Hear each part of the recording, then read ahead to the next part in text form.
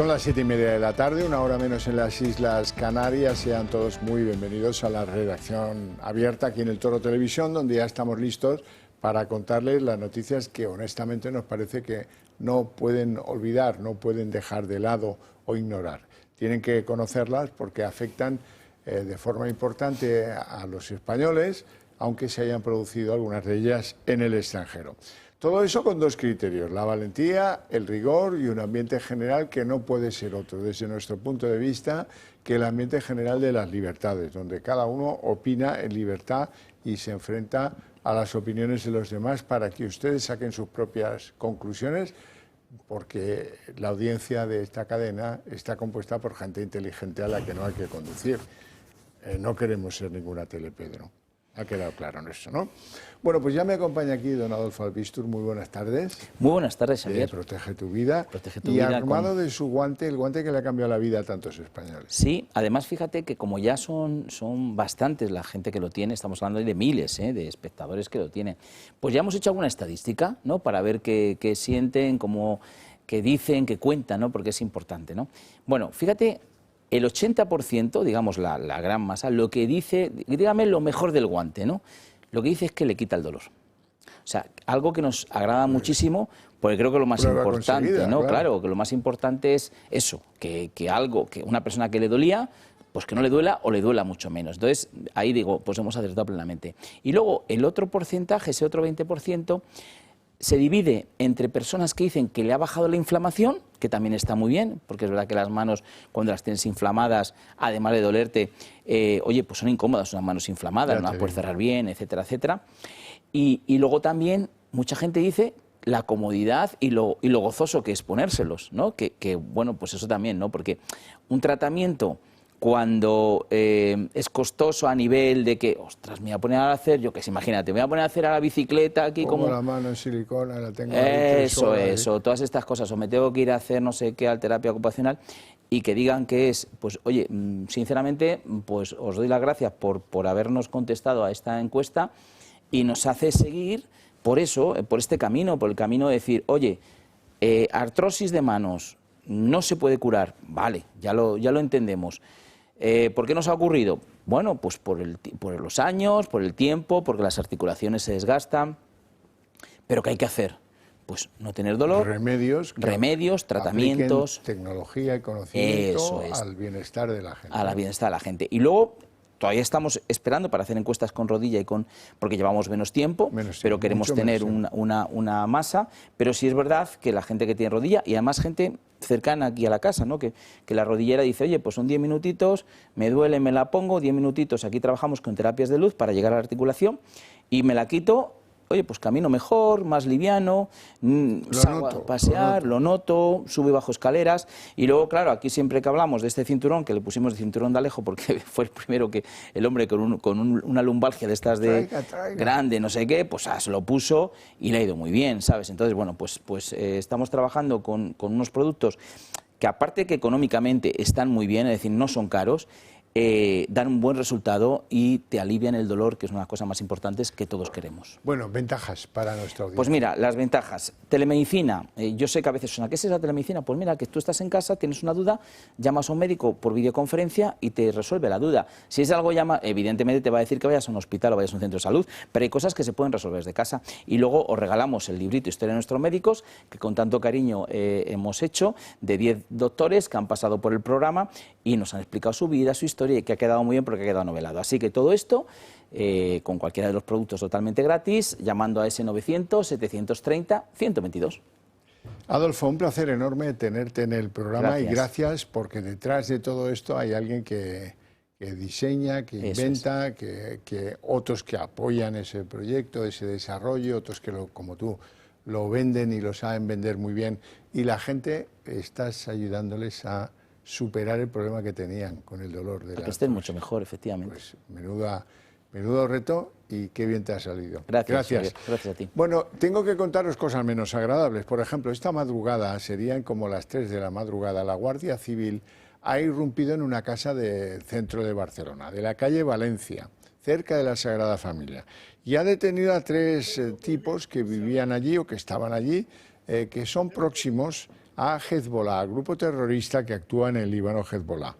Esto tiene, bueno, más allá de dos circunstancias que son verdaderamente llamativas. La primera es que en julio la policía o la Guardia Civil, supongo que sería la Guardia Civil, no recuerdo, ya detuvo en ese mismo lugar, en ese mismo inmueble, a dos tipos relacionados con la fabricación, la compra de material para construir los drones que utiliza la organización terrorista Hezbollah en sus ataques. Fueron detenidos y mira tú por dónde, pues unos meses después, en el mismo lugar han caído estos tres. Han registrado la casa, un almacén que tenían en otra calle barcelonesa, y ha sido pues una operación conjunta porque ha habido más detenidos relacionables con Hezbollah, tanto en Francia como en el Reino Unido. Bueno, y en España esto es bastante llamativo porque hace 72 horas ya de que la señora Marisú Montero dijera en un mitin en Andalucía algunas cosas sorprendentes. Uno, arremeter contra las universidades privadas y, sobre todo, ponerse a cuestionar la sentencia del caso Dani Alves. ¿Cuál es el concepto, qué es lo que pretendía la señora ministra, que no ha rectificado en ningún momento de esa opinión según la cual hay que creerse a la víctima y despreciar la sentencia, ignorando de camino pues el principio de la presunción de inocencia, que es un principio básico de nuestro ordenamiento, no solo jurídico, sino de nuestra sociedad en su conjunto. Bueno, y por eso le he pedido esta mañana pues a don Javier Borrego que nos acompañe para comentar la sentencia. Don Javier Borrego, ya lo saben todos, es abogado del Estado, fue magistrado en el Tribunal Supremo y fue juez en el Tribunal Europeo de Derechos Humanos. Actualmente desempeña sus servicios como abogado en Durán y Durán Abogados. Muy buenas tardes, don Javier, y gracias por atendernos. Don Javier. Un placer tenerle aquí en el programa. Vamos a ver, ¿cómo entiende usted el calentón en un mitin o, digamos, la rabieta ideológica, o qué es lo que cree usted que llevó a María Jesús Montero a decir lo que dijo, que ya lo conocemos todos, y que hoy el Consejo del Poder Judicial, después de que todas las asociaciones de jueces, las de fiscales, de diferentes signos políticos estuvieran de acuerdo en que lo que había dicho la señora vicepresidenta del Gobierno era una animalada, y después de que la oposición se desgañite a pedir que dimita?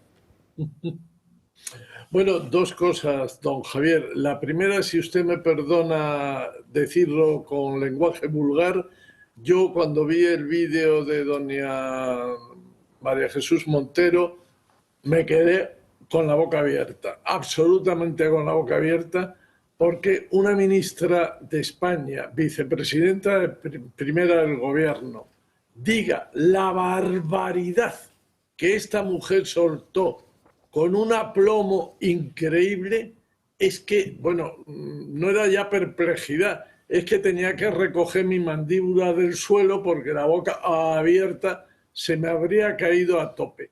En segundo lugar, yo el problema que me planteo es que, bueno, esta mujer es vicepresidenta del Gobierno, es candidata por el Partido Socialista a la presidencia de la Junta de Andalucía cuando se convoquen elecciones. Por cierto, esta misma mañana un alto cargo socialista me decía que lo que más lamentaba no era su metedura de pata, sino que Juanma Moreno iba a tener mayoría absoluta otra vez más con una contrincante como esta, porque es una, literalmente y con todo respeto, una bocazas. Es increíble lo que ha soltado. Mire, don Javier, yo tengo aquí la sentencia del caso Dani Álvarez, caso Alves, del Tribunal Superior de Justicia. Son 101 folios, extraordinariamente estudiado el asunto, visionada todas las pruebas que ocurrieron en la instancia, analizado todos los informes, etcétera, y los 4 magistrados de la sección penal, de la sala civil y penal, de la sección de apelación, de la sala civil y penal del Tribunal Superior de Justicia de Cataluña, cuyo nombre voy a decir en castellano porque mi pronunciación catalana lo mismo no es muy correcta. Doña Ángeles, Doña Rosario, Doña María Jesús. Van 3 mujeres, 3 y un hombre, don Manuel.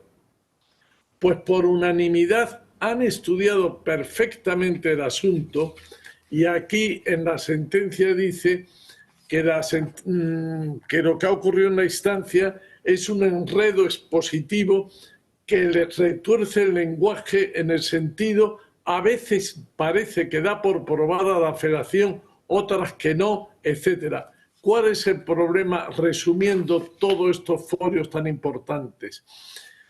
Que primero hay unos actos previos que transcurren durante 20 minutos en un reservado en el que todo es estupendo, todo es toqueteo, besos, etcétera.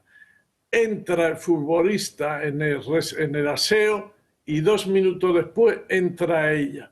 ¿Qué ocurre en el aseo? Solamente están en esos servicios ella, la víctima, y la que dice ser víctima, y el futbolista. El futbolista dice que hubo una felación consentida. La demandante dice que no hubo violación consentida. Felación, pero es que la felación resulta que hay ADN dentro de la boca del futbolista. ¿Cómo puede existir ADN de ella, esmegma, como dice la sentencia, es decir, los fluidos ¿cómo se dice? Pornuciales, prepuciales, fluidos prepuciales, definición exacta, en la boca del futbolista?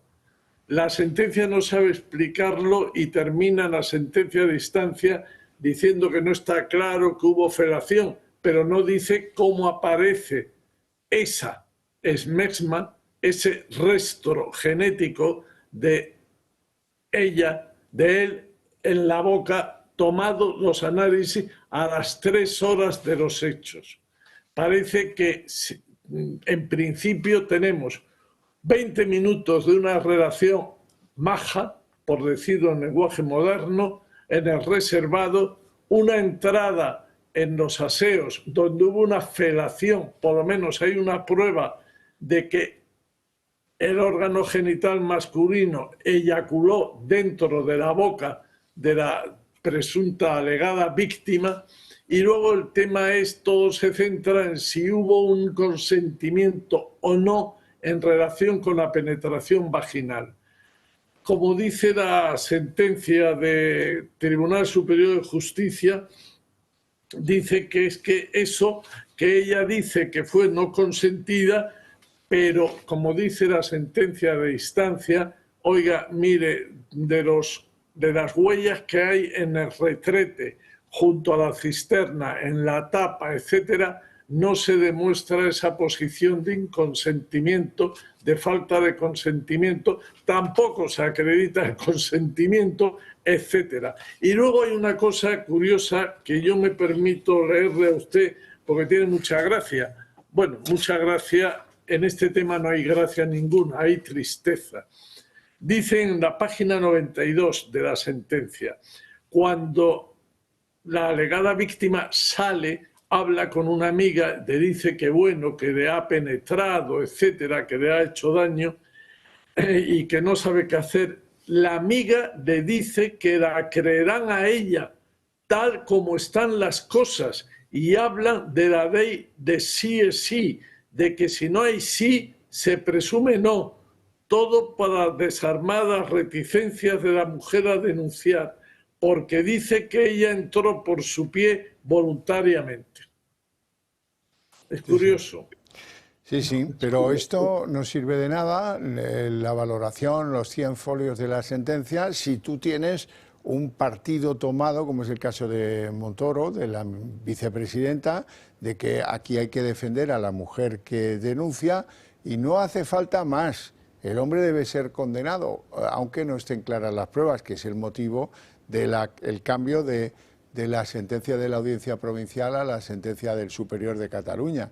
Así es que, en el fondo, es puro radicalismo compartido por una persona importante en el PSOE, que podría ser pues parecido a lo que nos estuviera diciendo sobre este tema Irene Montero.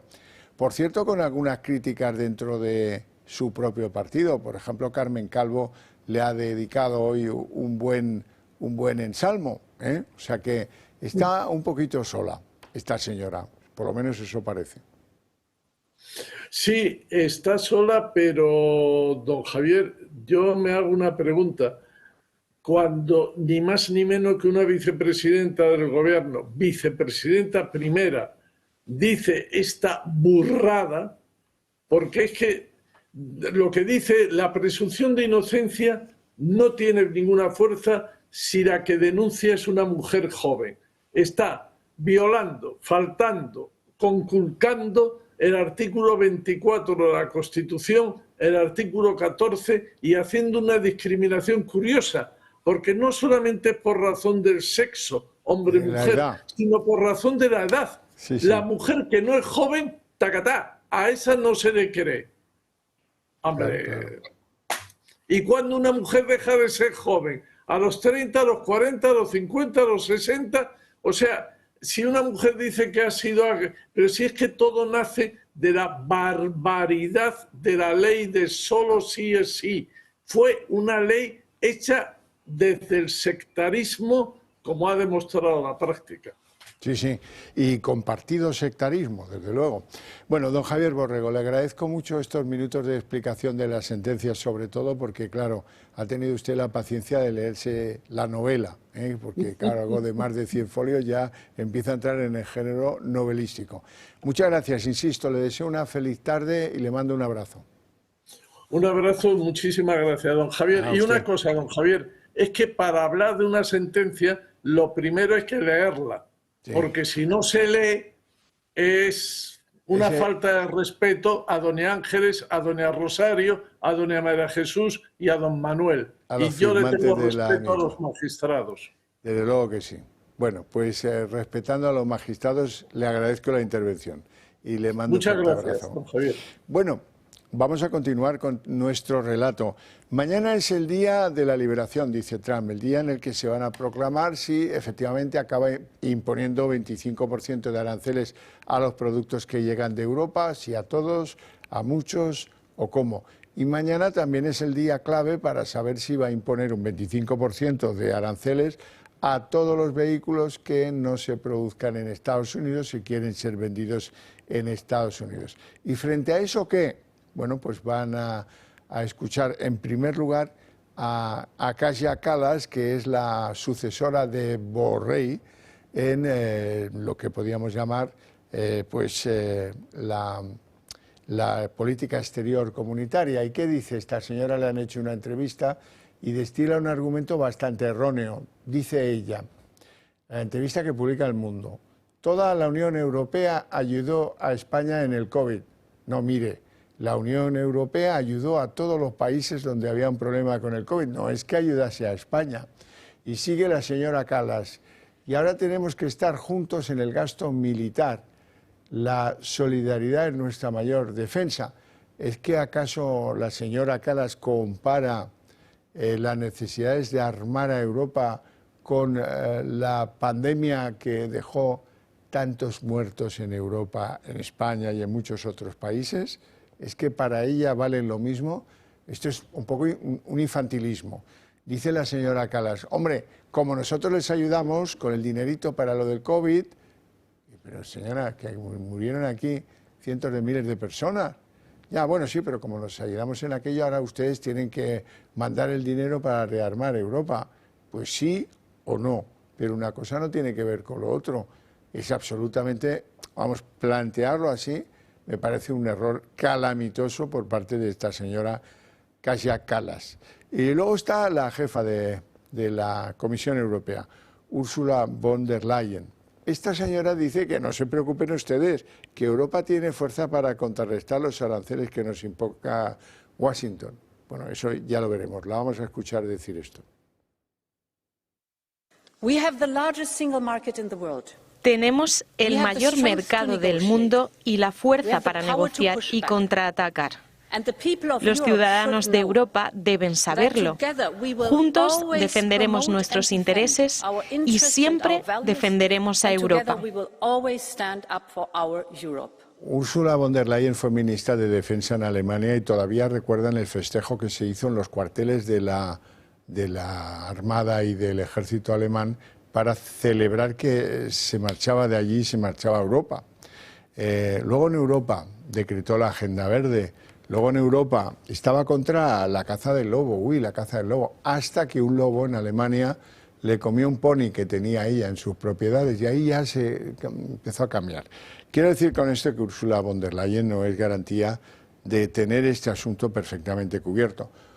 Por decir una sola cosa, podríamos decir decenas de cosas, no han sido capaces en la Unión Europea, y eso depende de Ursula von der Leyen, de nombrar una persona para negociar en la Casa Blanca todo este lío de los aranceles. Cualquier país amenazado por esto, pues sea la presidenta mexicana Sheinbaum o sea el anterior primer ministro canadiense, bueno, pues todos han cogido los bártulos y se han ido a la Casa Blanca a ver qué se podía hacer o a ver si convencían a Trump de otra cosa. En Europa ni siquiera hemos nombrado a quien tenga que hacer eso, ni siquiera ha ido Ursula von der Leyen a ver a Trump o le ha invitado a venir a Europa para hablar de todo ello, ¿no? Bueno, ahí lo dejo. Mañana sabremos cuáles son las contrarrestaciones de aranceles que hace Europa a Washington. O a lo mejor lo demoramos, porque hasta ahora esta señora no ha contado en qué podían hacer los europeos para plantear contramedidas caso que lleguen los aranceles. Bueno, lo estamos valorando, bueno, ya veremos, bueno, no es el momento. Su estrategia es que no enfurecer a Trump. Si Trump viene enfurecido de casa cada mañana, venga, ay, qué cosas. Y en Francia siguen todos en estado de shock. ¿Por qué? Ya saben, por la decisión judicial de inhabilitar por 5 años, 4 años tiene de condena, y 5 de inhabilitación política a Marine Le Pen, a la aspirante a la presidencia en unas elecciones que no van a llegar, si no es que hay un adelanto electoral, hasta el año 27. Esa es la previsión. Bueno, ¿en qué anda la cosa? La cosa está en que los franceses salen a las calles esta tarde en muchas ciudades para defender a Le Pen, para mostrarle su admiración, su cariño, su respeto y para cuestionar un sistema judicial que ha puesto un problema tremendo en algo que hizo mal el partido de Le Pen y la propia Le Pen, que es colocar sueldos de su partido, de su guardaespaldas, de su secretaria, 400 y pico mil euros, para que los pagara el Parlamento Europeo, que es una cueva de Alibaba, por lo que parece. Bien, incoherencias, pues eso estuvo mal, eso es malversación, y ya veremos qué dicen los tribunales cuando empiecen a trabajar la apelación que ha dicho que va a presentar. Ahora bien, hay casos anteriores en el Parlamento Europeo de franceses muy relevantes que tenían de asesora a su esposa. ¿Y eso cómo se arregló? Pues se arregló dentro del Parlamento Europeo con una multa, un escandalillo, pero no participó la justicia nacional del individuo del que les hablo. Ha habido más casos que este, pero nunca la justicia nacional ha decidido, traiga usted para acá. Hace 10 años que se instruye este caso.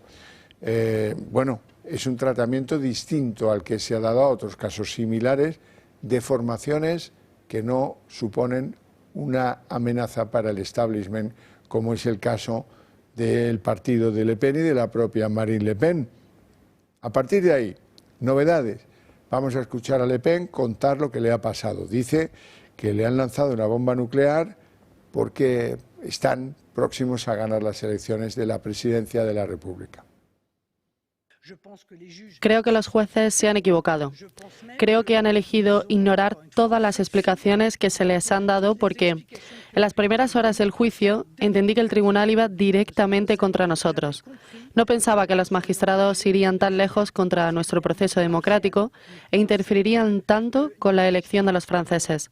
Seamos claros, me han silenciado, pero también han silenciado la voz de millones de franceses. Significativamente, el partido de la señora Le Pen no está solo del todo, porque es muy sorprendente que la izquierda, el extremo parlamentario de la señora Le Pen, concretada a través de Jean-Luc Mélenchon, que es hijo de españoles y líder de la izquierda en Francia, dice que la decisión de destituir a un cargo electo debería tomarla el pueblo, no un juez, sujeto a que luego pues, haya un recurso y le den la razón a la señora Le Pen.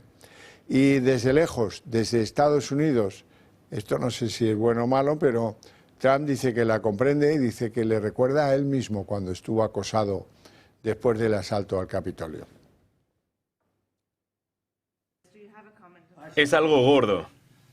Es algo gordo. Yo lo sé bien. Mucha gente pensaba que no iba a ser condenada. No sé si esto es una condena, pero le han prohibido presentarse durante 5 años y era quien iba ganando. Me recuerda a este país, la verdad. Me recuerda a este país. Bueno, y Meloni ha sido mucho más prudente, Giorgia Meloni, la primer ministro italiana. Ahora vamos a leer lo que ha contado. Después de una entrevista en el periódico Il Messaggero, dice que nadie que crea verdaderamente en la democracia puede alegrarse por una sentencia que afecta al líder de un partido importante, privando a millones de ciudadanos de su representación. Bueno, o sea que apoyo un tanto más distante. Bien, pues mañana veremos cómo han ido esas manifestaciones de franceses en la calle reclamando pues que se ha cometido una injusticia con Marine Le Pen. Ya en nuestro espacio de noticias en España, quiero significarles algo que ha sucedido en un centro de menores en Fuenlabrada. Precisamente ese que el alcalde, que es socialista, dice que no quiere que se amplíe. Se llama La Cantueña. Y ahí ayer, a eso de las 2 de la tarde, se produjo una pelea multitudinaria entre jóvenes que están en ese centro. La pelea, ¿cómo acabó? Para que ustedes se den cuenta, sin estar allí, se den cuenta de cómo es un centro de menores ilegales, o de menas, si lo prefieren. Bueno, pues acabó con la detención de 12 chavales, todos menores de edad, supuestamente, que hirieron a vigilantes de seguridad, a trabajadores del centro, cuando intentaban frenar la refriega. Tuvo que intervenir la policía no de Fuenlabrada, sino la Policía Nacional, para reducir a esos supuestos menores capaces de herir a vigilantes de seguridad y a trabajadores del centro donde están acogidos. Pues esa es la gratitud que expresan esos menores supuestamente abandonados o supuestamente no acompañados, en realidad ilegales, después del trato que reciben, un trato que le cuesta a la Administración, en este caso a la de Madrid, pues unos 5.900 euros mensuales por cada uno de ellos. Bueno, nos vamos a ir a publicidad. Déjenme antes recordarles lo importante que es que ustedes recapaciten en sus casas y decidan que la mejor manera de que esas ideas que compartimos avancen sobre la sociedad española es entrar a formar parte del Club de Amigos del Toro Televisión, y eso es muy simple hacerlo. Una vez llegas al convencimiento de que tienes que apoyarnos para que nosotros divulguemos esas ideas con mayor eficacia y velocidad, pues entonces se arregla con una llamadita al número que hay en pantalla o a las redes sociales del Club de Amigos. Oiga, que quiero ser miembro del Club de Amigos. Y ya está. Con eso nos apoyáis, nos dais la energía que necesitamos para ser, de algún modo, la correa transmisora de lo que pensáis y de lo que queréis que España acabe haciendo políticamente en el futuro.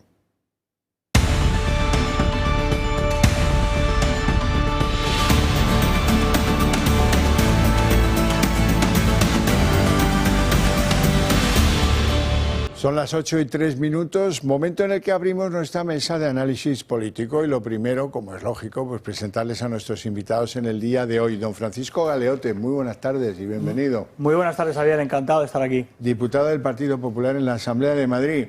Y don José Rosiñol, conocido analista político que publica en todas partes y antiguo presidente de Sociedad Civil Catalana. Pero luego es una caja de sorpresas el señor Rosiñol, porque luego tiene intereses en la geoestrategia, que es lo que de verdad le gusta. Es cierto, es cierto. Y de lo que lee y opina aviesamente. Bueno, hemos estado hablando de un tema que a mí me ha dejado bastante impactado. Fuenlabrada, La Cantueña, una de las casas de Menas, esa que se hizo famosa porque el alcalde de Fuenlabrada estaba en contra. Ayer, 2 de la tarde, trifulca monumental, vigilantes heridos, trabajadores del centro heridos, chicos de los que están allí recluidos como supuestos menores también heridos. Bueno, pues es evidente que esto refleja, esto por una pelea entre bandas, clanes, como son menores, no sé qué serán, si bandas, clanes o qué demonios, pero en cualquier caso, muy peligrosos. Tuvo que entrar en el centro la Policía Nacional, pues los antidisturbios me imagino que entrarían y poner orden porque el orden no se restablecía. Hay heridos que han tenido que ser curados en hospitales. Bueno, todo esto viene a reflejar, yo no voy a pontificar porque no conozco la realidad ni de ese ni de ningún otro centro de menores, pero sí me gustaría, si alguien me ve, que alguno de esos trabajadores que está en La Cantueña Fuenlabrada nos contactase, porque quiero entrevistarle y quiero saber cuáles son sus problemas del día a día, porque eso, que supuestamente no está diseñado como una cárcel, pues luego a la hora de la verdad plantea unos disturbios y unos desórdenes que vaya con los menores ilegales, vaya con los famosos Menas. Hoy ha sido el día de los repartos de los Menas. Recuerdo que hasta ayer tenían las comunidades para hacer entrega del número que oficialmente tienen de menores ilegales y hoy, como nos cuenta María en Vallejo, se ha efectuado el reparto. Ayer terminó el plazo para que las comunidades autónomas enviaran sus datos al Gobierno sobre cuántos Menas acogen, algo que pidió el Ejecutivo para calcular cuántos de los 4.000 Menas debían acoger cada una de ellas. Canarias, por motivos obvios, se encuentra a la cabeza con más de 5.800 Menas en acogida. La Comunidad de Madrid atendió a casi 2.500 Menas y ha señalado además que su capacidad está a un 132%. Recordemos que esos datos son en base al año anterior. De hecho, la comunidad gobernada por Ayuso ha ido más allá y ha querido señalar también que en lo que va de 2025 han acogido a otros 950.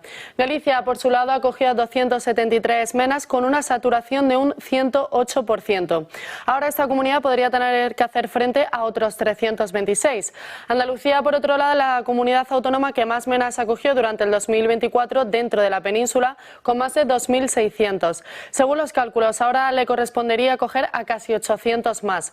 El resto de comunidades también ha enviado sus datos al Gobierno. Destacan Castilla y León con 178 Menas actualmente, el País Vasco con casi 860 y las Islas Baleares con 573. A todas ellas les tocaría ahora acoger a muchos más. Aragón, sin embargo, no ha querido comunicar al Ministerio de Juventud el número de menores inmigrantes que acoge a la espera de conocer la resolución que interpuso la semana pasada. Lo que sí que conocemos de Aragón es que a fecha del 31 de enero de 2024 los centros de acogida de menores inmigrantes se encontraban al 189% de su capacidad. A esa comunidad ahora le podrían corresponder 186 Menas más. ¿Y qué pasa con Cataluña? Pues según la Generalidad, en acogida están más de 2.200. Pero aquí, al igual que en Canarias, ese número se podría reducir. Tal y como avanzó Junts, Cataluña podría acoger a 30, mientras que otras comunidades como la de Madrid lo hará con unos 800. Ahora será el Ministerio de Juventud e Infancia, dirigido por Sira Rego, quien tiene que hacer el cálculo y dar la cifra exacta de cuántos Menas debe acoger cada comunidad autónoma. Bueno, y sobre esto, dos declaraciones políticas que tienen que ver con las comunidades del PP. En primer lugar, Miguel Tellado, ¿qué decía sobre el reparto de Menas? España tiene que luchar contra la inmigración ilegal, la que pone en peligro vidas de personas.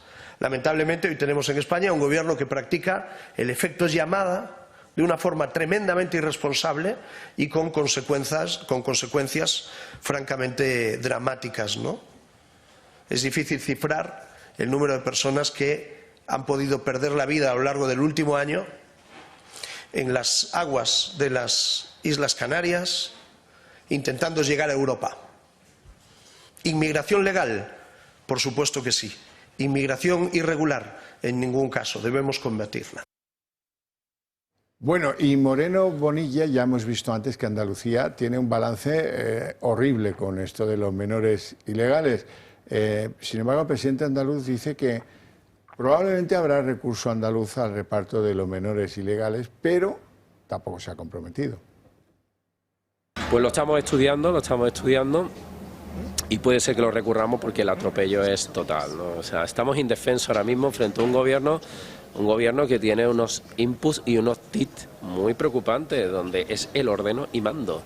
Y ya estamos un poco cansados de tener que tragar todas y cada una de las órdenes que nos da Sánchez, a las que estos son lentejas o las toma o las deja. Oiga, pero ¿qué estado de derecho estamos, no? Por tanto, es probable que lo recurramos. Bueno, pues chicos, no entiendo que estáis estudiando tanto rato. O sea, ya si esto lleva cantado no sé cuánto el tiempo, si hay otras comunidades del Partido Popular que han dicho que van al recurso y ya lo han presentado. En cuanto a las formas, no en cuanto al fondo, es el caso de Madrid, ha presentado recurso, pero por la manera de hacerlo vía decreto ley, no por el contenido, o sea que es posible que lo hagan mañana pasado. Dale, cuéntanos, ¿qué opinas? Bueno, yo creo que los datos que nos acaba de dar María, ¿no?, son un baño de realidad, ¿no? Al final son datos de menas que están aquí y al final contra los datos lo que hay que hacer es gestionar. Este es un tema que además yo creo que es mucho más amplio, ¿no? Y el portavoz del Grupo Popular en el Congreso ponía el foco bien en esto. No es un tema solo de menas, esto es un tema mucho más importante y que abarca la inmigración en general. Necesitamos un debate serio y profundo sobre la inmigración. Aquí yo creo que además la posición de nuestro país en la sociedad, ¿no?, en las encuestas, lo que hacen los demoscópicos y ven un poco por dónde va la gente, yo creo que está virando mucho el discurso, ¿no? Se está cambiando, ¿no? Hemos pasado de discursos muy buenistas que eran asumidos por mucha parte de la población y en cambio ahora yo creo que la gente está viendo que las cosas no se arreglan por sí solas, ¿no? O que los discursos buenistas no son solo suficientes para arreglar un problema. Entonces, viendo eso, a partir de ahí yo creo que lo que hace el gobierno con esto en el reparto de menas es asumir un criterio que nadie entiende, porque nadie entiende por qué a Madrid le corresponden 2.000 y pico y 800 y a Cataluña 30, ¿no? Solamente hay un interés político, es lo que podemos ver. A partir de ahí, lo que es necesario es que un gobierno de verdad gestione, tome decisiones de manera consensuada con las comunidades autónomas y no, como dice el presidente Bonilla ahí, sea reflejo del ordeno y mando, ¿no? Esto va a ser por decreto ley, como tantas otras cosas, y los demás no se puede opinar y no pueden tener ninguna opinión al respecto. Yo creo que las comunidades saben muy bien cuál es su capacidad de acogida, cómo lo pueden gestionar y el gobierno debería de contar con ellas para tomar estas decisiones, ¿no?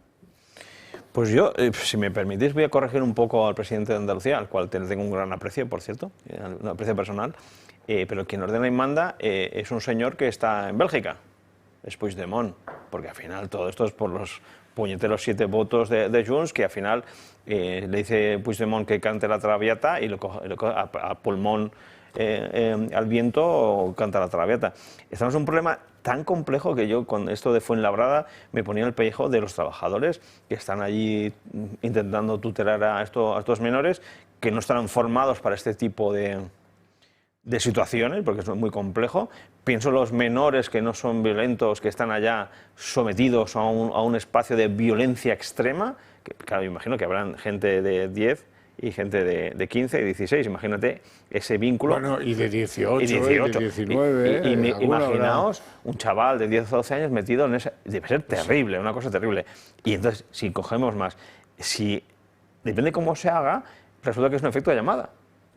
Venga, vamos a saltar el charco, las mafias se ganan extorsionando a esta gente, desestabilizan nuestros países, hay alguna potencia extranjera que lo utiliza como espita para presionar más o menos al gobierno, dejando salir más o menos cayucos o barcos, nodriza o lo que sea. O saltar la valla. O saltar la valla. Con lo cual, estamos en un tema muy complejo, que yo creo que al final de todo, como esto es una especie de guerra híbrida, ¿sabes?, de presión más o menos regulada, o sea, el problema que veo es que no hay ninguna respuesta por parte del gobierno, no hay ninguna ni siquiera afrontar el escenario real. Oiga, esto está sucediendo, ¿qué puedo hacer para evitarlo o amortiguarlo? Y yo no veo esa reflexión por parte del gobierno. Bueno, de todas maneras, te digo una cosa, yo recuerdo entrevista realizada a funcionario del Centro de Menas, pero no de Madrid, en el que decía que era muy fácil empezar a devolver, que es la manera de parar el efecto llamada. Empezar a devolver, ¿por qué? Pues porque vienen con el móvil, no siempre de última generación, pero a veces también, y lo primero que hacen cuando están acogidos en esos centros es llamar a sus familias, llamar a sus amigos, incluso hacer videoconferencias con ellos, en el centro de menores no acompañados, y bueno, y es bastante fácil, ¿no?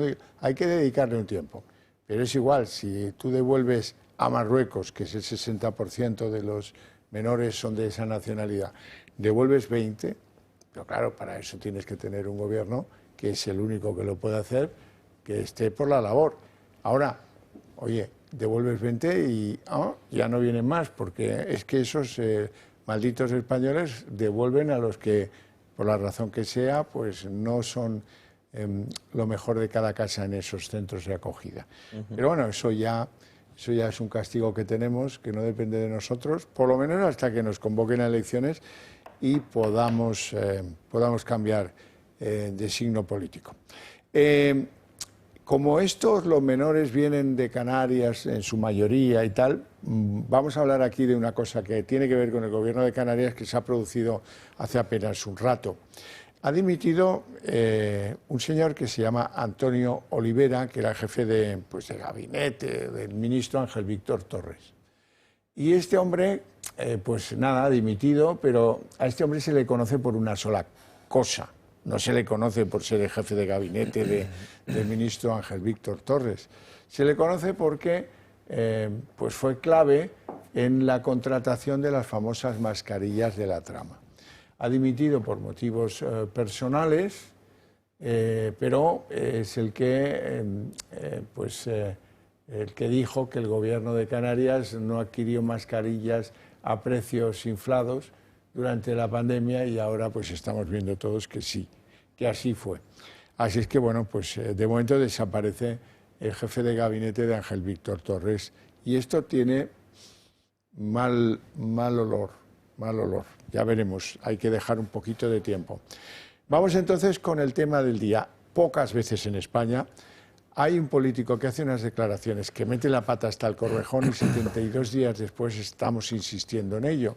Y bueno, algo hemos conseguido, poco, sí, poco, pero al final ha pedido disculpas, que no está en el género de lo que practica la señora Montero. Marisú, menuda es Marisú para pedir disculpas por algo, con la cara erguida que parece el Duce cuando está en los mítines de Sevilla y proclama que la universidad privada es una cueva de ladrones y que hay que creer a la mujer independientemente del principio de inocencia, y que ya lo tiene clarísimo con el mentón al aire. Bueno, pues al final ha tenido que pedir perdón porque ha sido bastante clamoroso. Tengo que contaros que hoy ha sido el Consejo General del Poder Judicial el que ha dicho, hombre, por favor, venga, hombre, ya está bien, respeten las decisiones judiciales y sobre todo los políticos. Opinen de las sentencias lo que ustedes quieran, pero respeten los principios del derecho, y a los tribunales, que como nos ha contado antes Javier Borrego, se han currado 120 páginas de argumentación, para que luego venga el sopas de Marlaska y diga, es que las sentencias, que ha sido juez toda su vida, las sentencias como esta la tendrían que explicar muy bien los jueces. No, querido, no, los jueces no explican las sentencias, las escriben. Así nos lo han enseñado y así es como debe ser, entiendo yo. Y luego está pues los corifeos, la Pilar Alegría, tal, que bueno, tratan de disculparla, pero con muy poco entusiasmo, Se ha quedado bastante sola, o se quedó bastante sola. Ahora veremos qué pasa después de que, como les decía, haya decidido pedir disculpas. Que bendita sea la hora. Vamos a verlo. El CGPJ se suma a las asociaciones de jueces y fiscales que critican las palabras de María Jesús Montero y su desprecio a la presunción de inocencia. El órgano recuerda que es un derecho fundamental y advierte a la vicepresidenta que debe compatibilizar su derecho a la crítica con la preservación de la confianza en las instituciones. Montero calificó de vergüenza la resolución del Tribunal Superior de Justicia de Cataluña que absolvió al futbolista Dani Alves. De manera casi instantánea, todas las asociaciones de jueces y fiscales se manifestaron en su contra y en las últimas horas se ha sumado el CGPJ. La oposición pide su dimisión un día más. En primer lugar, es una exaltación de la ignorancia sobre cómo funciona la justicia. En segundo lugar, son inadmisibles y en tercer lugar son incompatibles con el ejercicio de una función pública. La vicepresidenta del Gobierno debería de haber dimitido o debería de haber sido cesada. Bueno, la ministra de Hacienda y vicepresidenta del Gobierno debe dimitir, no porque esté en contra de la presunción de inocencia, sino porque simplemente no sabe lo que es. Pero desde el Gobierno son incapaces de rectificar. Recalcan que respetan todas las sentencias judiciales, pero se decantan por respaldar a la vicepresidenta y justificar sus palabras. Lógico y evidente el respeto de este Gobierno por la justicia y por las distintas sentencias, pero ese respeto tampoco es antagónico a opinar sobre las mismas. Marlaska también ha tenido que salir a apagar el fuego iniciado por María Jesús Montero e incluso ha pedido a los jueces que expliquen muy bien sus resoluciones. Respeto a todas las resoluciones, pero esas resoluciones y en una materia de una sensibilidad social máxima como es esta, que afecta a derechos humanos, deben de explicarse muy bien. Lo cierto es que no es la primera vez que el Ejecutivo de Sánchez cuestiona con ligereza la labor judicial. A pesar de ello, Moncloa nunca asume ningún error y trata de quitar hierro a las declaraciones. Ahora, ante la evidente inacción por las palabras de Montero, fiscales, jueces y oposición han cerrado filas contra un gobierno que está más debilitado que nunca. Bueno, compañera de pupitre de Marlaska, Pilar Alegría, también decía, este es el inconveniente que ponía el PSOE en valor hoy. Oiga, es que los jueces generaron mucho desconcierto y esos son los culpables de las declaraciones de la vicepresidenta del Gobierno. El desconcierto generado por... Hay que ver qué sentencias producen los jueces. Pues no hables de ellas si no quieres incurrir en el error más monumental de la historia reciente del Gobierno de Pedro Sánchez. Vamos con Alegría. Expresó el mismo desconcierto que una gran parte de la sociedad sintió al conocer una sentencia, en este caso del Tribunal Superior de Justicia de Cataluña, radicalmente distinta a la de la Audiencia Provincial de Barcelona en menos de un año. En menos de un año, como digo, dos sentencias radicalmente diferentes. ¿Qué quiero decir con esto?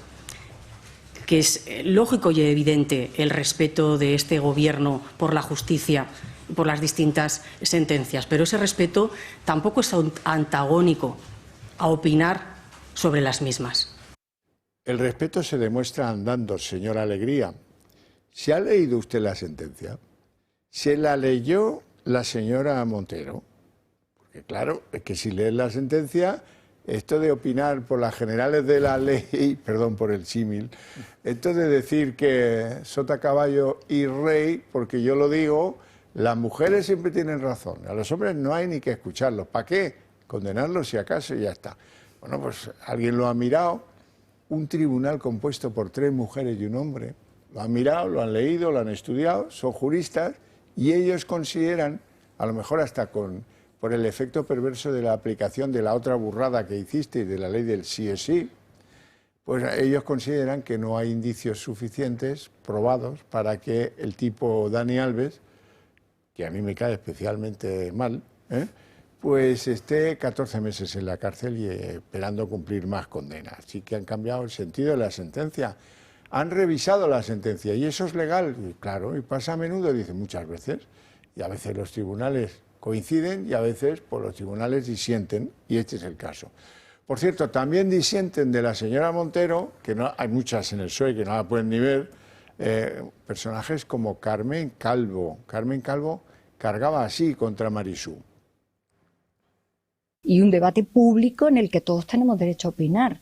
Absolutamente todos tenemos derecho a opinar y cada quien opinará como le parezca oportuno, un cargo público en concreto o unas asociaciones en concreto que para mí son todas respetables.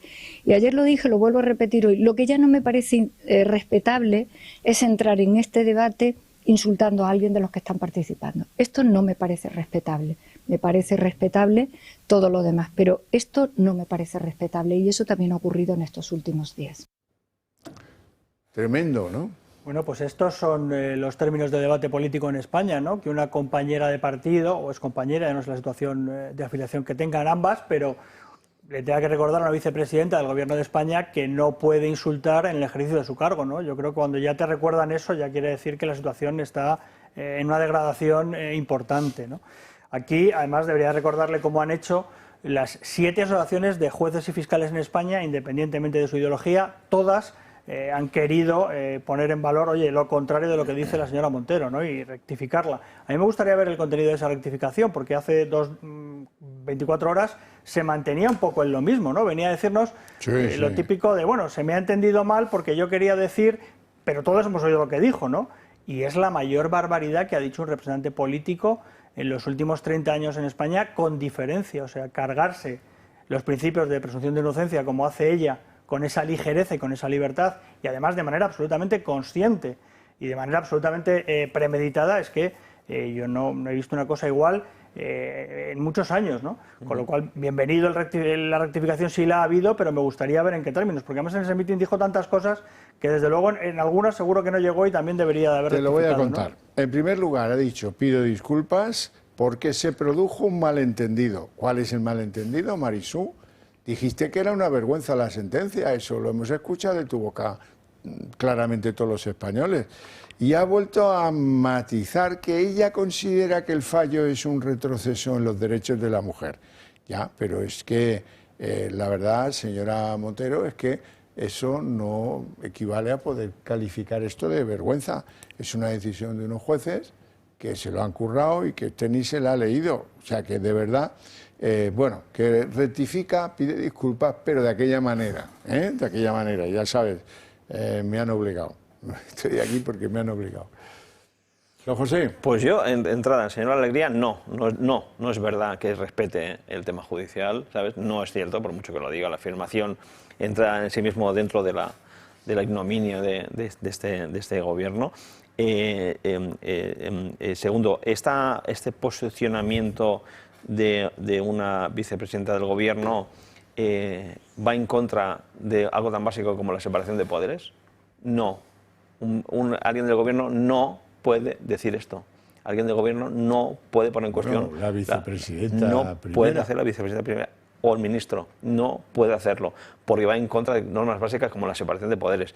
No puede ser que se esté escrutando la afiliación, el género de los jueces, no puede ser. Y si fuesen 3 hombres y alguno pasó por casualidad por una caseta de Vox o del Partido Popular, ¿qué pasaría? No puede ser. No, a mí es que me es igual si son hombres, si son mujeres, tienen que hacer cumplir la ley y que sean justos. Es que estamos en una dinámica que, oiga, no, ya han dicho, no, sí, resulta que las 2 mujeres tienen una cierta, no sé qué, de izquierda a derecha, me es exactamente igual, no se puede. Es que llega un momento que tenemos un gobierno que pone en cuestión lo que los tribunales constitucionales o el Supremo americano dice que está por encima, porque el pueblo dice la otra cosa. Estamos en una concepción donde resulta que alguien, por supuestamente ser mujer, porque hoy día ya es todo, para ellos todo relativo, tiene una posición de superioridad respecto a otras personas que dicen que son hombres. Si una mujer denuncia, no hace falta más. Fíjate, es la lógica, por ejemplo, en Cuba, que si eres del Partido Comunista tienes una situación judicial mucho mejor que si no estás en el Partido Comunista. Oye, es que nos estamos cargando y las normas básicas, y ya no hablo de Alves ni del caso concreto porque no me he leído las 120 páginas, te puedes imaginar. Pero oiga, que son cosas mucho más básicas. Yo creo que estamos básicos del Estado de Derecho. Cuando vemos estas cosas, estas declaraciones, ¿no? Como dice Pepe, esas dinámicas, nos recuerda a declaraciones que veíamos en países que estaban muy lejanos en lo geográfico y en lo político, y ahora pues no las hacen en chándal, pero el contenido es el mismo, ¿no? El ataque al Poder Judicial. Y yo entiendo que además esto obedece seguramente a un ataque coordinado, ¿no? Al Poder Judicial por parte del Gobierno, con la intención clara de deslegitimarlo, quitarle valor y de alguna manera poder atacarlo. El Poder Judicial es el único pilar que queda en España hoy día para defender el Estado de Derecho, ¿no? Es la única institución que de momento no han podido colonizar, que de momento guarda cierta independencia para poder, como vemos, limitar al gobierno, ¿no? Y yo creo que eso es lo que les sienta mal, lo que no pueden admitir, ¿no? Y en el caso de María Jesús Montero es que es, de verdad, yo creo que esto requiere algo más que unas disculpas, ¿no? Pues sí, probablemente sí. Unas orejas muy largas y al rincón de pensar. En fin, que ahí debería pasarse una buena temporadita. Hacemos una pausa de publicidad, volvemos en apenas 2 minutos.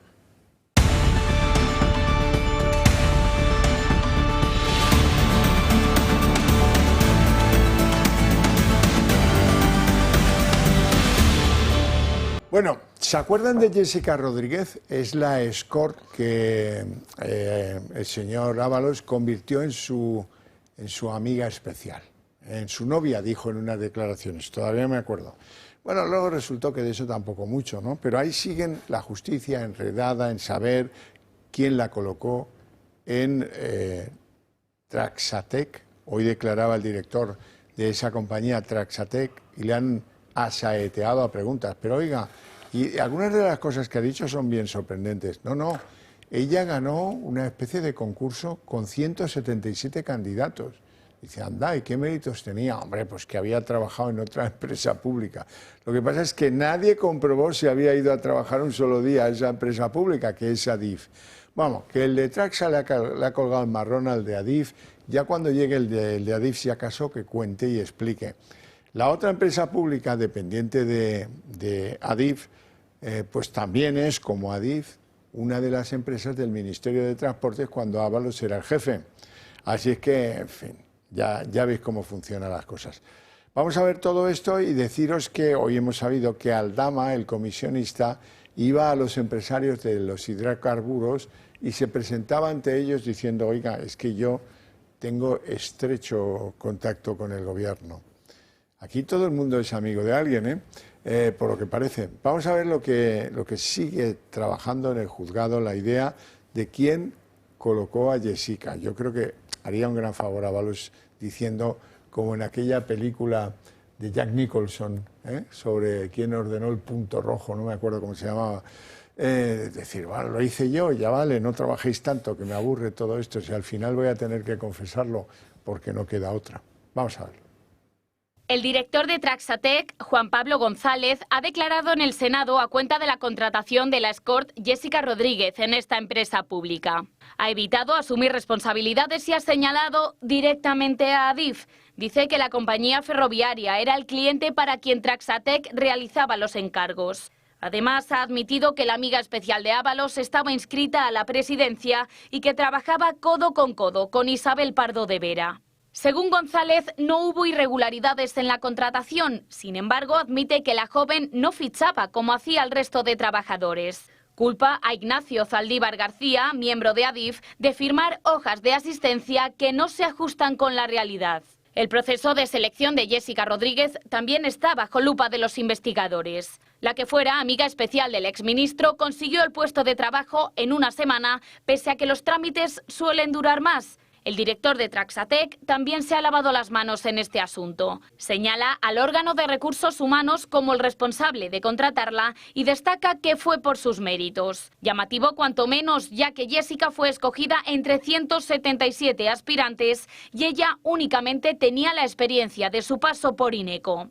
Los investigadores tratan de descubrir si Jessica Rodríguez fue enchufada en la presidencia de Adif por sus vínculos con José Luis Ábalos. El próximo en comparecer en esta comisión será el presidente del grupo Traxa. Venga, Ábalos, una declaración como la de Nicholson en la película que tú te acordabas del nombre. Muy bien. Algunos hombres buenos. Lo que pasa es que ya no vemos que queden algunos hombres buenos aquí en el gobierno. Eso también es verdad. Hay pero pocos. Bueno, el título puede cerrar, ¿no? Luego la película era buena. Aquí lo que resulta es estremecedor lo que estamos conociendo en todo este tema del contrato de Jessica, ¿no? De la escort. Resulta que en las empresas públicas se contrataban a señoritas para el disfrute de los miembros del gobierno, ¿no? Y esto lo hace el gobierno que se ha autoproclamado el más feminista de la historia, ¿no? Y el que pretende darnos lecciones a los demás y establecernos unas pautas de comportamiento, de orden moral, con estos antecedentes, ¿no? Desde luego, sí es relevante, porque aunque parece una comedia bufa, una opereta, sí da muestras un poco de la degradación en la que está el país, ¿no? Hasta la corrupción, yo creo que se asemeja un poco a lo que pueden hacer tipos como Ábalos o como Koldo cuando tienen el poder, ¿no? O sea, no se puede caer más bajo en que la corrupción del gobierno al final veamos que se traduce también en muchos temas, pero en uno de ellos en colocar en empresas públicas a gente sin ninguna cualificación y simplemente para que acompañen a ministros Y nos parece normal, ¿no? Ya ha pasado como algo casi anecdótico, ¿no? A mí, desde luego... Es una cosa realmente paradójica, es opereta, como bien decías, opereta y todo esto es tan kafkiano al final, pero yo a veces me pongo el pellejo, decíais ahí que 600 aspirantes, yo me imagino que 600 aspirantes que realmente pensaban que podían hacer un puesto de trabajo, me imagino que son chicos jóvenes o chicas jóvenes que se han formado, que tienen esa aspiración, esa ilusión, y de repente ponen por delante a alguien de forma digital, aquí, porque lo digo yo, por sus intereses, porque es su amiga, porque es su novia, porque es no sé qué. Y ahora viste el muñeco, dice, bueno, es que trabajo en una empresa pública. Es que claro, bueno, ya sabes que no es solo trabajar que ir al trabajo, son cosas distintas. Sí, sí, no, está ni una cosa ni la otra. Bueno, y en conexión con lo que conocemos del hermano del presidente del gobierno, que también fue enchufado directamente en la administración en Badajoz por un procedimiento similar, y cada día conocemos algún caso más, ¿no? Y aquí todos están en los juzgados, todos están investigando. ¿Y cuál es la respuesta del gobierno? ¿Dar explicaciones? Pues no parece, ¿no? De hecho, el gobierno lo que hace es todo lo contrario.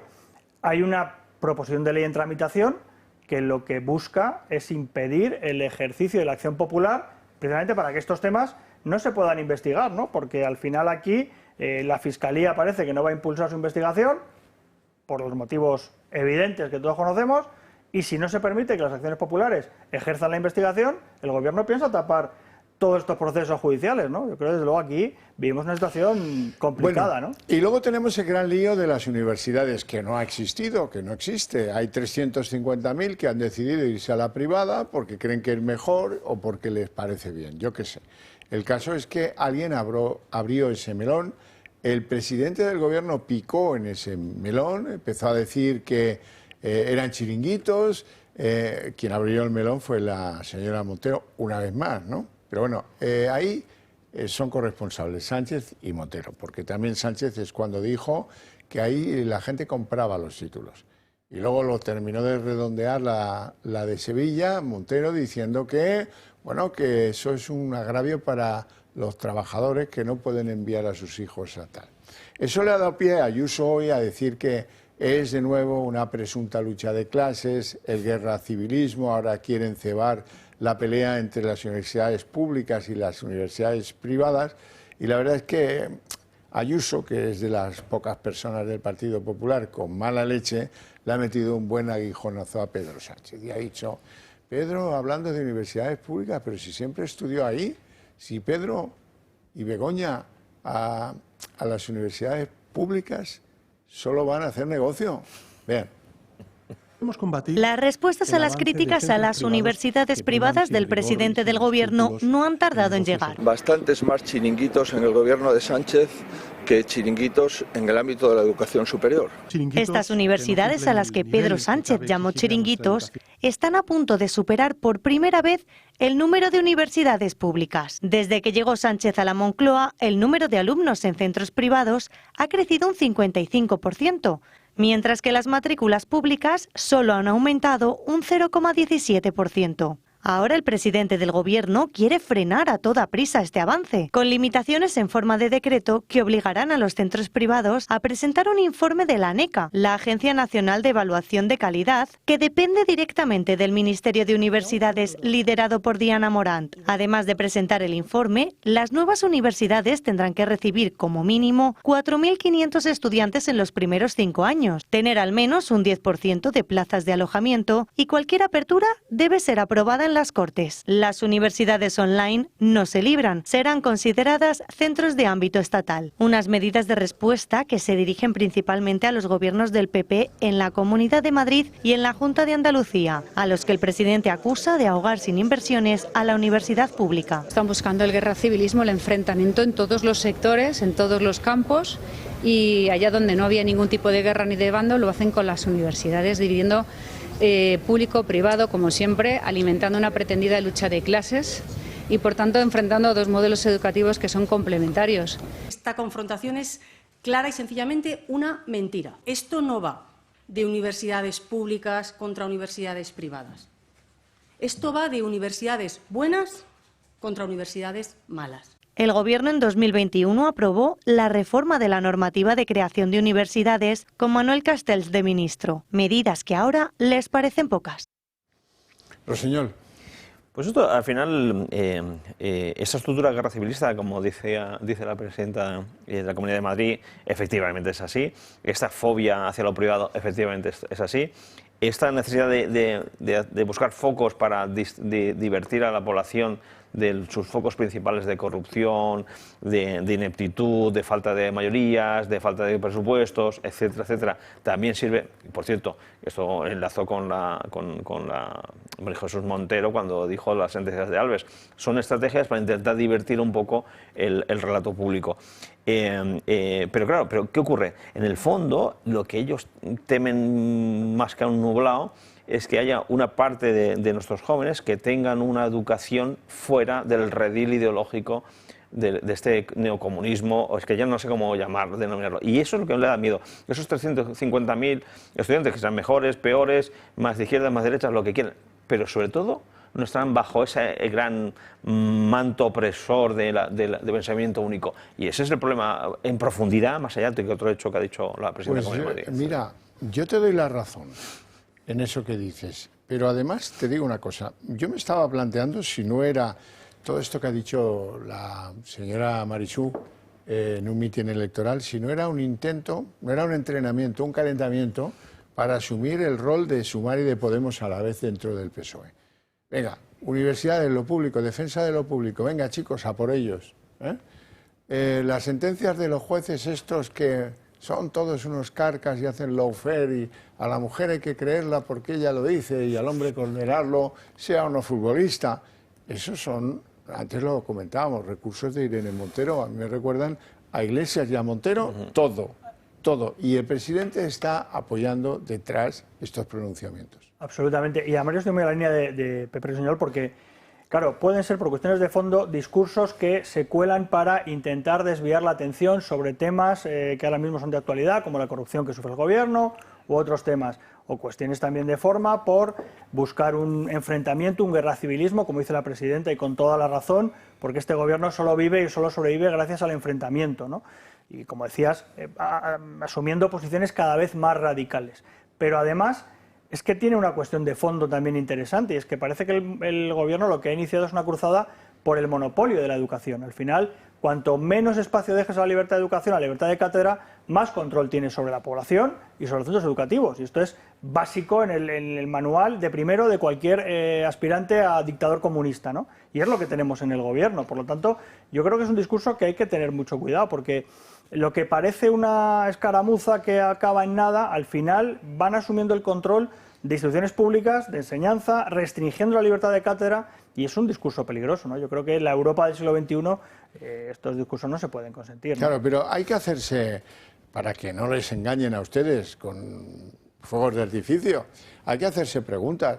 Cuando una familia decide dedicar un pastizal a la educación de una hija o de un hijo en una universidad privada, lo hace porque no se fía de los criterios de la pública. A lo mejor ha oído hablar de la Complutense y han salido despavoridos. Y simplemente ni hablar.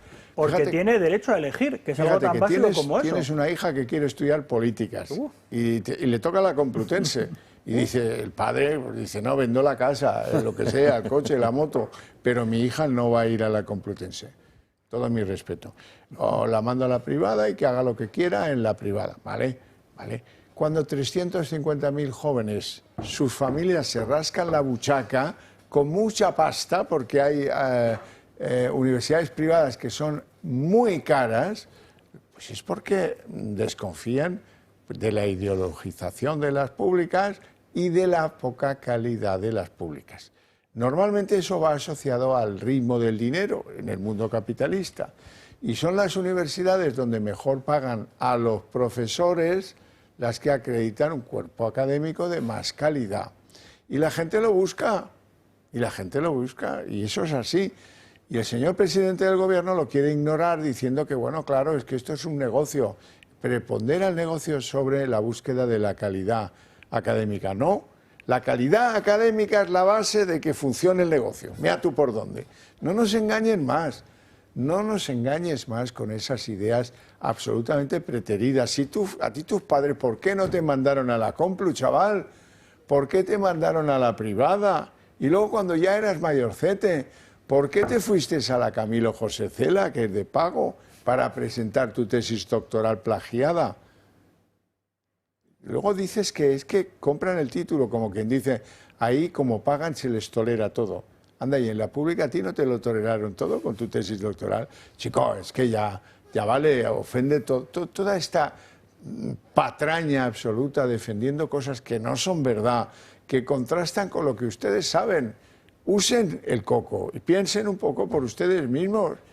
No nos hace ningún daño pensar por nosotros mismos. ¿Por qué tienen tanto éxito las privadas? Pues porque deben ser mejores. Y por cierto, otra mentira que se ha dicho, las privadas en la mayor parte de los casos también tienen numerus clausus, ¿eh? También hacen exámenes para decidir a quién entra y quién no. ¿Qué te piensas, Sánchez? En tu época no, porque el que pagaba entraba y lo mandaban ahí a la Escorial, a María Cristina, pero ahora ya esto se ha vuelto mucho más serio. En fin, me pongo de mal humor cuando oigo tanta mentira, tanta sarta, como decía Ayuso, la pretendida lucha de clases. Pero tía, pero qué chorradas estás diciendo. De que es que, claro, como compiten, entonces al hijo del trabajador no puede acceder a la universidad privada. Bueno, si tan buena es la pública, no le... Por cierto, la pública tampoco es gratuita, ¿eh? Lo digo porque a lo mejor se podía hacer algo por ahí. De hecho, las tasas en la universidad pública son ahora más caras con este gobierno que nunca en nuestra historia, ¿no? Y además son dos modelos que tienen que convivir y que deben convivir, ¿no? En Madrid, que es una ciudad que además crece en población a un ritmo incesante, ¿cómo no vas a dar opción a que la gente pueda elegir entre la universidad pública y la universidad privada? Si la privada no le resta ninguna plaza a la pública, no se podría asumir todos los estudiantes que hay en la privada actualmente no podrían ir a la pública si no hay más plazas disponibles. Yo soy de alumno de universidad pública y la defiendo, pero hombre, ¿cómo voy a negar el derecho a elegir a otros, ¿no? Me hubiera gustado ir a una privada. ¿Sí? Yo estoy muy contento de haber ido a la pública y defiendo la universidad pública, pero lo que defiendo antes de eso es el derecho a elegir a la gente, a los ciudadanos, a los estudiantes. Cada uno que sepa dónde quiere ir y, como dices tú muy bien, saber dónde quieres gastarte el dinero, ¿no? Que si lo gastas es por algo. Claro. Efectivamente. Bueno, de verdad que hay días en los que uno a estas horas de la noche ya está pensando que a lo mejor a uno le conviene hacerse andorrano. Vean la polémica a continuación.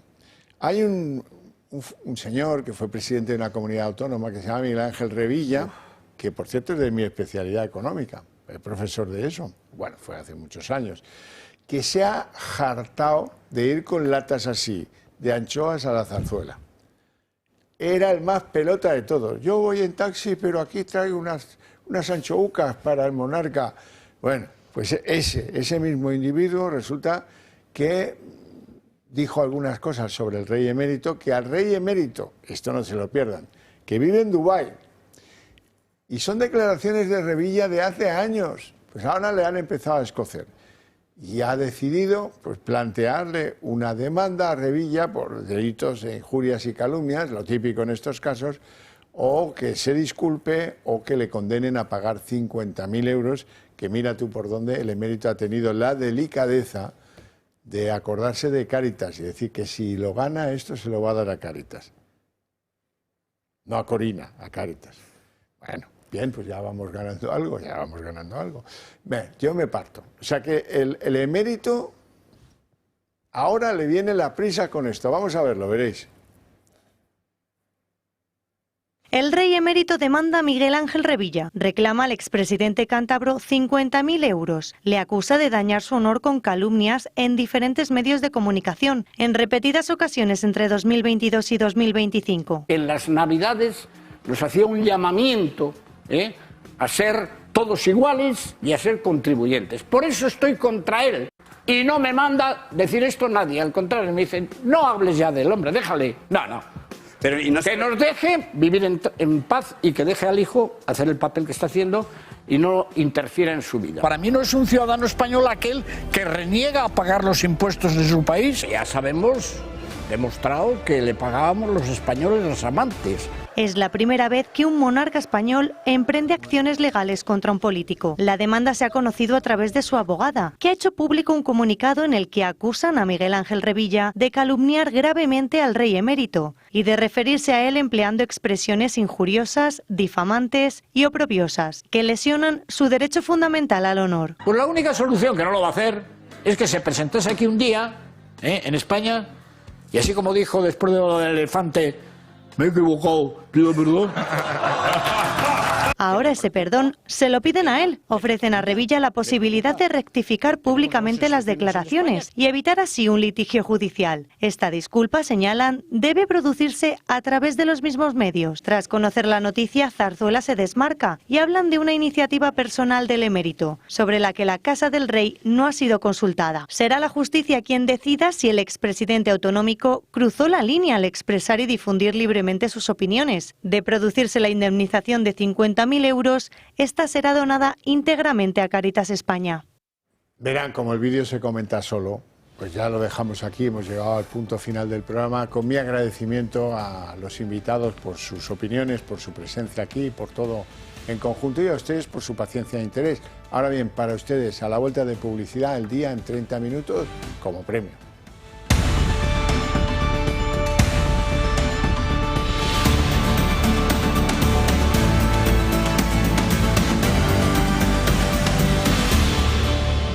El día en 30 minutos, María Jesús Montero ha pedido disculpas. Es bien cierto que cuando llamó a la sentencia que ponía en libertad a Dani Alves una vergüenza, lo hacía con el mentón hacia arriba como si estuviera emulando a Mussolini. Ahora cuando pide perdón lo hace con la boquita de Pitiminí, casi ni se la oye, y le llama a todo esto un malentendido.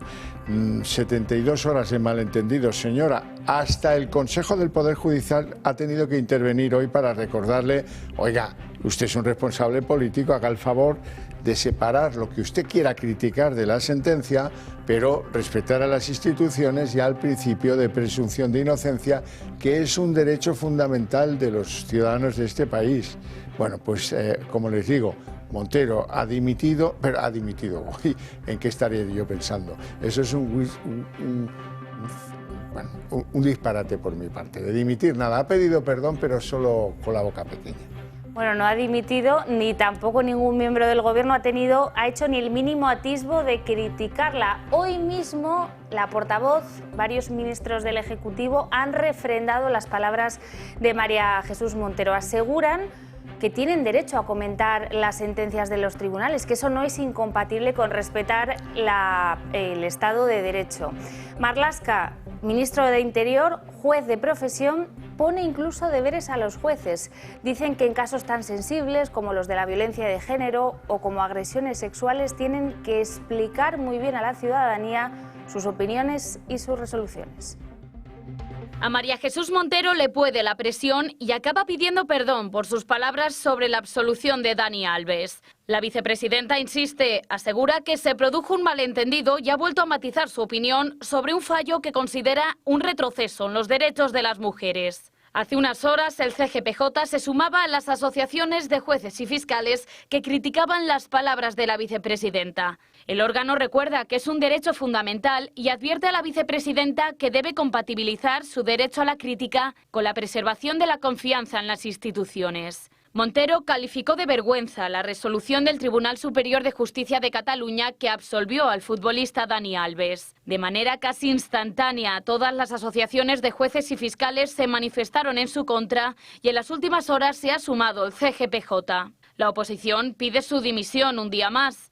La vicepresidenta del Gobierno debería de haber dimitido o debería de haber sido cesada. Bueno, la ministra de Hacienda y vicepresidenta del Gobierno debe dimitir, no porque esté en contra de la presunción de inocencia, sino porque simplemente no sabe lo que es. Pero desde el Gobierno son incapaces de rectificar. Recalcan que respetan todas las sentencias judiciales, pero se decantan por respaldar a la vicepresidenta y justificar sus palabras. Lógico y evidente el respeto de este Gobierno por la justicia, por las distintas sentencias, pero ese respeto tampoco es antagónico a opinar sobre las mismas. Marlaska también ha tenido que salir a apagar el fuego iniciado por María Jesús Montero e incluso ha pedido a los jueces que expliquen muy bien sus resoluciones. Respeto a todas las resoluciones, pero esas resoluciones y en una materia de una sensibilidad social máxima, como es esta, que afecta a derechos humanos, deben de explicarse muy bien. Lo cierto es que no es la primera vez que el Ejecutivo de Sánchez cuestiona con ligereza la labor judicial. A pesar de ello, Moncloa nunca asume ningún error y trata de quitar hierro a las declaraciones. Ahora, ante la evidente inacción por las palabras de Montero, Fiscales, jueces y oposición han cerrado filas contra un gobierno que está más debilitado que nunca. Bueno, la exmiembro del Gobierno, es vicepresidenta y hoy presidenta del Consejo de Estado, que sí que ha hablado, Carmen Calvo, ha sido de las pocas que se ha atrevido a poner en tela de juicio esas palabras, esas declaraciones de María Jesús Montero, calificando de vergüenza la sentencia contra Dani Alves. Ella asegura que un cargo público puede discrepar, está en su derecho de una sentencia judicial, pero nunca puede descalificar. Asegura que precisamente por esa condición de representante de todos los ciudadanos tiene una responsabilidad. Y un debate público en el que todos tenemos derecho a opinar. Absolutamente todos tenemos derecho a opinar y cada quien opinará como le parezca oportuno, un cargo público en concreto o unas asociaciones en concreto que para mí son todas respetables. Y ayer lo dije, lo vuelvo a repetir hoy, lo que ya no me parece respetable es entrar en este debate insultando a alguien de los que están participando. Esto no me parece respetable. Me parece respetable todo lo demás, pero esto no me parece respetable y eso también ha ocurrido en estos últimos días. Pocas veces en España unas declaraciones políticas dejan un surco negativo que dura 72 horas. Como saben, la responsable de ello es María Jesús Montero, que antepuso la versión de la víctima al principio de presunción de inocencia del futbolista Dani Alves, apreciado por el Tribunal Superior de Cataluña y por una sala compuesta por 3 mujeres y un varón, 3 juezas y un juez. Y además demuestra la señora Montero que, desde luego, pues no ha tenido acceso o no le ha dado la gana leerse los más de 100 folios de la sentencia. Primero fueron las asociaciones de jueces y luego las de fiscales, todos en contra de lo que había hecho Montero, que llamó vergüenza a esa sentencia. Ella no rectificaba, hasta hoy no lo ha hecho y ha tenido que ser, antes de su rectificación, el Consejo General del Poder Judicial el que salga a tomar parte en la fiesta y el que diga que hay que tener en cuenta que la revisión de una sentencia de la Audiencia Provincial por parte del Tribunal Superior de Cataluña es una normalidad judicial. El Consejo del Poder Judicial apoya al Tribunal y llama la atención, esto es lo importante, a los responsables políticos para que procuren hacer compatible la crítica a la que tienen derecho de cualquier sentencia con el respeto a un principio fundamental como es el de la presunción de inocencia. Lo saben hasta en Hollywood. En fin, hasta en el PSOE se han visto evidentes intentos de pasar por la maroma y de tratar de salvar los muebles apelando al inapelable. No han acabado nunca de desautorizar a Montero, pero ha habido matizaciones para tratar de ampararla, como las de hoy de tanto Pilar Alegría como Fernando Grande Marlaska, que es juez de profesión. Por cierto, Marlaska dice que, hombre, cuando se trata de un cambio de doctrina o de sentencia tan copernicano, pues que los jueces lo que tendrían que hacer es explicar muy bien el contenido de su sentencia. Bueno, vamos a ver, Marlaska. La profesión judicial sabe que los jueces no explican sus sentencias, es una verdad aprendida, que los jueces hablan en ellas y punto. Así que basta ya de radicalismos ideológicos. Montoro se ha topado con la horma de su zapato y se la dan todos los que saben algo de leyes en este país. Así es que, por favor, ha pedido perdón, pero no sé si merece la pena además pedirle que reconsidere lo que le pide la oposición, dimitir, porque en el fondo lo que usted hace es algo muy sencillo. Si una mujer denuncia, no hace falta más y el hombre debe ser condenado. La tesis de Irene Montero, por ejemplo. La presidenta de la Comunidad de Madrid, Isabel Díaz Ayuso, acusa al Gobierno de querer fomentar el guerracivilismo y el enfrentamiento con su plan para desmantelar las universidades privadas que en su mayoría se concentran aquí en Madrid. El propio Alberto Núñez Feijóo ya asegura que eso de calificar chiringuitos a este tipo de centros no tiene ningún sentido porque la mayoría se concentran en el propio Ejecutivo de Pedro Sánchez. El Gobierno, que tiene mucha urgencia por llevar a cabo, por aprobar este decreto, asegura que esto no va de universidades públicas o privadas, sino de universidades buenas o malas. Las respuestas a las críticas a las universidades privadas del presidente del Gobierno no han tardado en llegar. Bastantes más chiringuitos en el gobierno de Sánchez que chiringuitos en el ámbito de la educación superior. Estas universidades a las que Pedro Sánchez llamó chiringuitos están a punto de superar por primera vez el número de universidades públicas. Desde que llegó Sánchez a la Moncloa, el número de alumnos en centros privados ha crecido un 55%. Mientras que las matrículas públicas solo han aumentado un 0,17%. Ahora el presidente del Gobierno quiere frenar a toda prisa este avance, con limitaciones en forma de decreto que obligarán a los centros privados a presentar un informe de la ANECA, la Agencia Nacional de Evaluación de Calidad, que depende directamente del Ministerio de Universidades liderado por Diana Morant. Además de presentar el informe, las nuevas universidades tendrán que recibir como mínimo 4.500 estudiantes en los primeros 5 años, tener al menos un 10% de plazas de alojamiento y cualquier apertura debe ser aprobada en las Cortes. Las universidades online no se libran, serán consideradas centros de ámbito estatal. Unas medidas de respuesta que se dirigen principalmente a los gobiernos del PP en la Comunidad de Madrid y en la Junta de Andalucía, a los que el presidente acusa de ahogar sin inversiones a la universidad pública. Están buscando el guerracivilismo, el enfrentamiento en todos los sectores, en todos los campos, y allá donde no había ningún tipo de guerra ni de bando lo hacen con las universidades, dividiendo público-privado, como siempre, alimentando una pretendida lucha de clases y, por tanto, enfrentando dos modelos educativos que son complementarios. Esta confrontación es clara y sencillamente una mentira. Esto no va de universidades públicas contra universidades privadas. Esto va de universidades buenas contra universidades malas. El Gobierno en 2021 aprobó la reforma de la normativa de creación de universidades con Manuel Castells de ministro, medidas que ahora les parecen pocas. Y ayer acabó el plazo para que las comunidades actualicen el número de menores en sus sistemas de acogida. Un dato necesario para calcular ahora cuántos de los 4.000 debe acoger cada una de ellas. Aquí ven este reparto. Canarias, como era de esperar, está a la cabeza con más de 5.800 menores, seguida de Andalucía, que fue, por cierto, la región que más recibió en 2024. En una situación parecida se encuentra la Comunidad de Madrid. El tema es que ambas, tanto Andalucía como la comunidad presidida por Isabel Díaz Ayuso, van a tener que acoger ahora 800 chavales más, según ese criterio diseñado por el Gobierno para favorecer a Cataluña. Y se preguntarán qué pasa con esta región. Bueno, según datos de la Generalidad, en acogida están en esta comunidad más de 2.200. Pero aquí, al igual que en Canarias, este número se va a reducir, van a acoger apenas unos 20 o 30 chavales. Aragón, la única que no ha querido comunicar sus datos al Gobierno, ya ha presentado un recurso al Constitucional. Se espera que Madrid y la Comunidad Valenciana lo hagan también en breve. Y entre tanto, el Centro de Menores de la Cantueña de Fuenlabrada ha registrado una pelea multitudinaria entre los residentes. 12 chavales han sido detenidos y 7 trabajadores han resultado heridos, entre ellos un vigilante de seguridad. La reyerta se produce entre críticas del alcalde socialista de Fuenlabrada a la masificación del centro y al reparto de menores pactado entre su partido y Junts.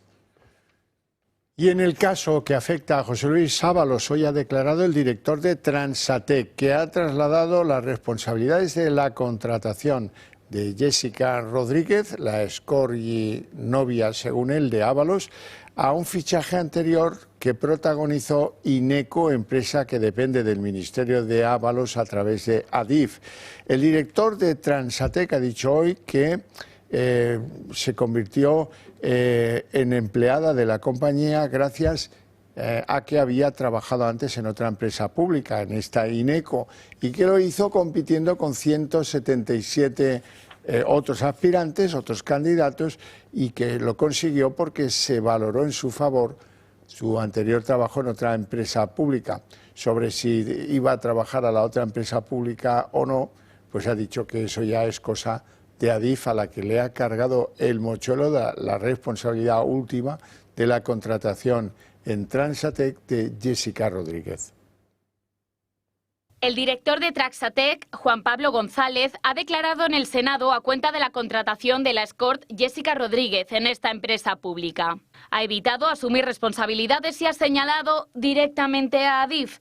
Dice que la compañía ferroviaria era el cliente para quien Traxatec realizaba los encargos. Además, ha admitido que la amiga especial de Ábalos estaba inscrita a la presidencia y que trabajaba codo con Isabel Pardo de Vera. Según González, no hubo irregularidades en la contratación. Sin embargo, admite que la joven no fichaba como hacía el resto de trabajadores. Culpa a Ignacio Zaldívar García, miembro de Adif, de firmar hojas de asistencia que no se ajustan con la realidad. El proceso de selección de Jessica Rodríguez también está bajo lupa de los investigadores. La que fuera amiga especial del exministro consiguió el puesto de trabajo en una semana, pese a que los trámites suelen durar más. El director de Traxatec también se ha lavado las manos en este asunto. Señala al órgano de recursos humanos como el responsable de contratarla y destaca que fue por sus méritos. Llamativo cuanto menos, ya que Jessica fue escogida entre 177 aspirantes y ella únicamente tenía la experiencia de su paso por INECO. Los investigadores tratan de descubrir si Jessica Rodríguez fue enchufada en la presidencia de Adif por sus vínculos con José Luis Ábalos. El próximo en comparecer en esta comisión será el presidente del grupo Traxa. Y Marine Le Pen califica de bomba nuclear la sentencia que la inhabilita durante 5 años y que ella asegura es una respuesta a que iba a ganar las elecciones.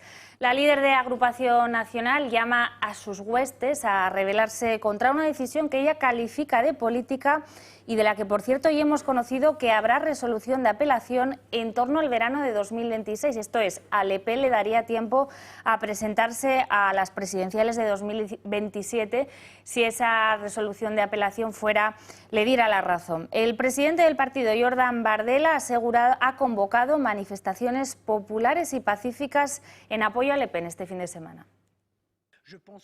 Creo que los jueces se han equivocado. Creo que han elegido ignorar todas las explicaciones que se les han dado porque en las primeras horas del juicio entendí que el tribunal iba directamente contra nosotros. No pensaba que los magistrados irían tan lejos contra nuestro proceso democrático e interferirían tanto con la elección de los franceses. Seamos claros, me han silenciado, pero también han silenciado la voz de millones de franceses. Mañana es el día previsto para que Donald Trump imponga aranceles a los productos europeos y también a los automóviles que no se produzcan en Estados Unidos. Hoy Ursula von der Leyen, la presidenta de la Comisión Europea, decía que Europa tiene todos los instrumentos sobre la mesa para responder a los aranceles del presidente Trump. La presidenta de la Comisión apuntaba en la Eurocámara que baraja subidas arancelarias para los productos norteamericanos que vienen a Europa, pero también medidas que no ha definido, no ha concretado sobre los servicios tecnológicos. Tenemos el mayor mercado del mundo y la fuerza para negociar y contraatacar. Los ciudadanos de Europa deben saberlo. Juntos defenderemos nuestros intereses y siempre defenderemos a Europa.